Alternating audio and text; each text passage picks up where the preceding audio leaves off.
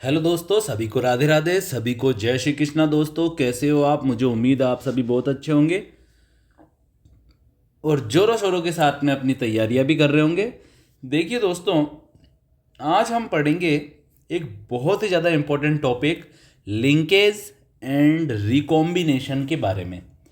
भैया कई बार बच्चों को समझा देते हैं लिंकेज और रिकॉम्बिनेशन, फिर भी बच्चे बोलते हैं सर क्या है लिंकेज, क्या है रिकॉम्बिनेशन। तो ध्यान से सुन लेना, क्योंकि ये ऐसे टॉपिक हैं जो अगर एक बार समझ में आ गए ना तो फिर हमेशा के लिए आ जाएंगे। ठीक है ना? तो बने रहिए मेरे साथ आप इस क्लास के अंदर। तो देखिए दोस्तों, आज हम पढ़ेंगे लिंकेज एंड रिकॉम्बिनेशन के बारे में। लिंकेज, देखिए मैं आपको एक कहानी बताता हूँ।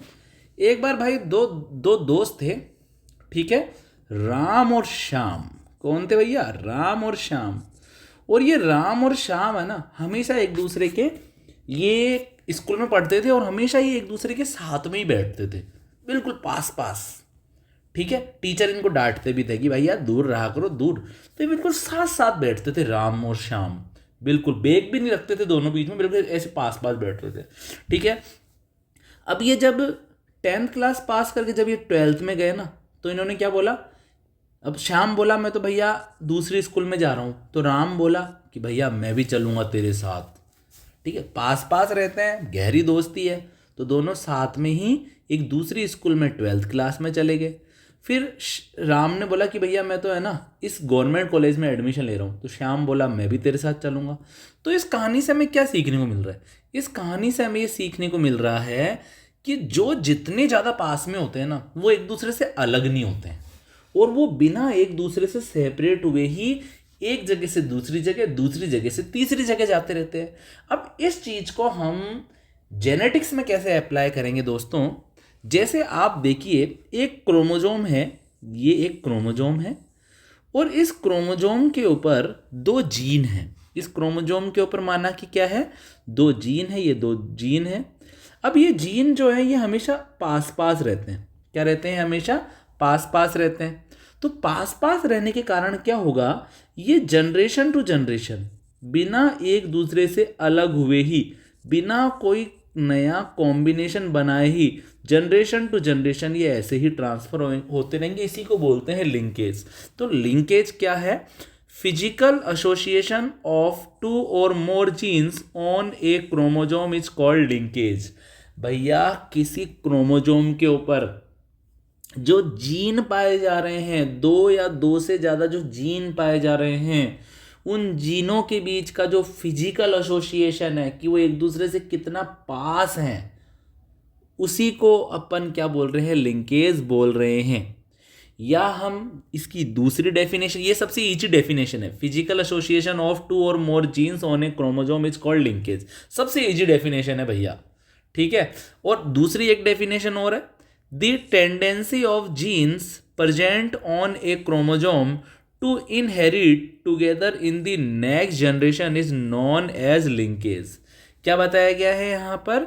कि कोई क्रोमोजोम है और उस क्रोमोजोम के ऊपर टू जीन पाए जा रहे हैं, या टू या मोर जीन पाए जा रहे हैं, और उनके जनरेशन टू जनरेशन एक दूसरे के साथ में, टुगेदर मतलब एक दूसरे के साथ में इनहेरिट होने की जो जो प्रोसेस है उसी को, या जो टेंडेंसी है उसी को हम क्या बोल रहे हैं? लिंकेज कह रहे हैं। तो the tendency of genes present on a chromosome to inherit together in the next generation is known as linkage. तो लिंकेज का मतलब क्या है? कि एक क्रोमोजोम के ऊपर टू और मोर जीन्स पाए जा रहे हैं, और जनरेशन टू जनरेशन वो बिना सेपरेट हुए ही एक जनरेशन से दूसरी जनरेशन में ट्रांसफर हो रहे हैं। इस चीज की टेंडेंसी को ही हम लिंकेज कहते हैं।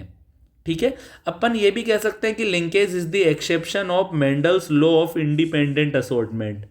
दोस्तों, लॉ ऑफ इंडिपेंडेंट असॉर्टमेंट या लॉ ऑफ सेग्रीगेशन के अंदर क्या बताया गया? लॉ ऑफ सेग्रीगेशन में तो ये बताया गया था कि गैमेट्स बनते समय जो एलील्स होते हैं या जो जीन होते हैं वो सेपरेट होकर अलग अलग गैमेट्स में ट्रांसफर हो जाते हैं।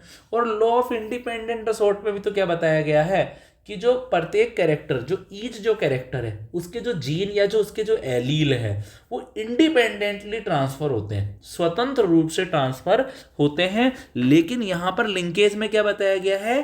कि कैरेक्टर्स के जो जीन हैं वो इंडिपेंडेंटली ट्रांसफर ना होकर पेयर में ट्रांसफर हो रहे हैं। मतलब कोई जोड़ा अगर पाया जा रहा है ना, जीन का कोई पेयर पाया जा रहा है, तो मेंडल तो क्या बोलता है कि पेयर के जो जीन है वो अलग अलग होकर अलग अलग गैमेट में चले जाते हैं। जबकि लिंकेज क्या बोलता है कि नहीं, जीन इतने ज़्यादा पास होते हैं कि कुछ जीन क्रोमोजोम पर इतने ज़्यादा पास होते हैं कि वो एक दूसरे से सेपरेट ही नहीं हो पाते हैं, ना ही उनका इंडिपेंडेंट असॉर्टमेंट होता है। वो जनरेशन टू जनरेशन बिना कोई नया कॉम्बिनेशन बनाए ही वैसे के वैसे ही ट्रांसफर हो जाते हैं। इसी को हम बोलते हैं लिंकेज। ठीक है, हम कह सकते हैं कि strength of linkage between genes is inversely proportional to the distance. क्या बताया गया है कि जो लिंकेज जो होता है ना, वो इनवर्सली प्रोपोर्शनल होता है डिस्टेंस बिटवीन जीन के। यानी कि linkage inversely proportional to distance between gene. इसको हम ऐसे भी लिख सकते हैं कि linkage inversely proportional to 1/1 distance between two genes. यानी कि दो जीन के बीच की डिस्टेंस जितनी कम होगी, जितनी स्मॉल होगी डिस्टेंस, लिंकेज उतना ही ज़्यादा हाई होगा, ज़्यादा हो जाएगा।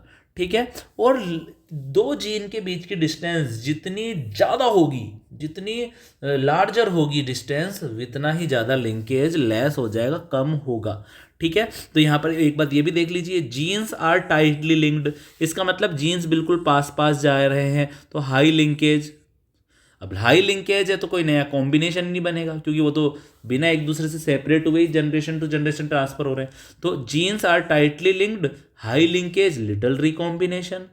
इसका अपोजिट क्या हो जाएगा, जीन्स आर लूजली लिंक्ड। अगर जीन दूर दूर है, जीन क्या है दोस्तों, अगर दूर दूर हैं तो क्या होगा, लिंकेज कम होगा, और वो जो जीन है वो एक दूसरे से सेपरेट हो जाएंगे तो रिकॉम्बिनेशन बढ़ जाएगा, हायर रिकॉम्बिनेशन हो जाएगा। अब दोस्तों अपन पढ़ लेते हैं रिकॉम्बिनेशन के बारे में कि भैया ये रिकॉम्बिनेशन क्या है। तो रिकॉम्बिनेशन का मतलब है generation of non parental gene combination arising from crossing over between non homologous chromosomes. तो यहाँ पर क्या बताया गया, रिकॉम्बिनेशन का मतलब क्या होता है, generation of non parental gene combination. कि भैया पता चला कि पेरेंट्स का जीन कॉम्बिनेशन कुछ और था, ठीक है, और बच्चों का जीन कॉम्बिनेशन बदल गया। क्यों बदल गया, क्योंकि पेरेंट के जो जीन थे उनमें लिंकेज कम था। पेरेंट के जो जीन थे ना क्रोमोजोम पे, वो दूर दूर थे, उनके बीच की डिस्टेंस ज़्यादा थी। जब डिस्टेंस ज़्यादा थी तो उसके कारण क्या हो गया, रिकॉम्बिनेशन हो गया बच्चों के अंदर। तो generation of non parental gene combination arising from crossing over between non homologous chromosome. ठीक है बेटा, तो ये वाली बात ध्यान रखना है कि generation of non parental gene combination is known by recombination. और ये क्यों होता है, ये होता है crossing over between chromosome. Non homologous भी याद नहीं हो ना, तो ये लिख देना कि ये रिकॉम्बिनेशन किसके कारण होता है, क्रॉसिंग ओवर बिटवीन क्रोमोजोम। कि क्रोमोजोम के बीच में जीनों की एक्सचेंजिंग के कारण ये रिकॉम्बिनेशन बनते हैं। और एक्सचेंजिंग क्यों हो पा रही है आराम से, क्योंकि जीन दूर दूर है। ठीक है ना। अब अपन देखते हैं दोस्तों experimental proof of linkage and recombination. तो दोस्तों ये जो experimental proof of linkage and जो रिकॉम्बिनेशन है, इसको हम पढ़ेंगे नेक्स्ट क्लास के अंदर, वरना वीडियो बहुत ज़्यादा लंबा हो जाएगा। दोस्तों मिलते हैं अगली क्लास के अंदर। सभी को राधे राधे, सभी को जय श्री कृष्ण दोस्तों।